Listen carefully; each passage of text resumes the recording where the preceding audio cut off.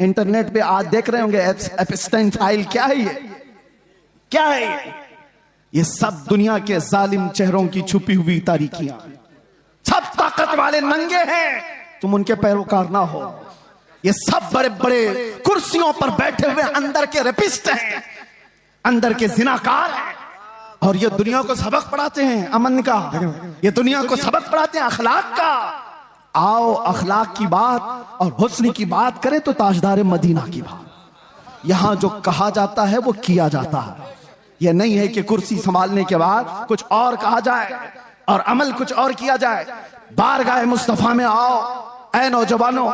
मैं इसीलिए दर्द दिल के साथ पूछ रहा हूं, ये तकरीर कोई सजाई भी नहीं कह रहा हूं, दर्द दिल के साथ पूछ रहा हूं। एक तरफ तुम कहते हो हुस्न वाला वो चेहरा था, फिर तुम्हारा चेहरा क्यों नहीं?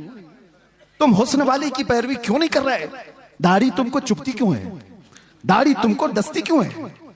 तुमको बुरी क्यों लगती है? इसलिए ना कि दुनिया वालों ने ताना देना चाहा कि मुल्ला बन गया, मौलवी बन गया, उनसे डर करके तुमने अपने आप को औरत बनाने के चक्कर में फंस गए। यानी कल को अगर ये तुम्हें कहने लग जाए कि तू बकरा लग रहा है, कपड़े उतार दे, तो नंगे घूमोगे। दुनिया जो कहेगी उस पर अगर अमल करते चले जाओ तो एक दिन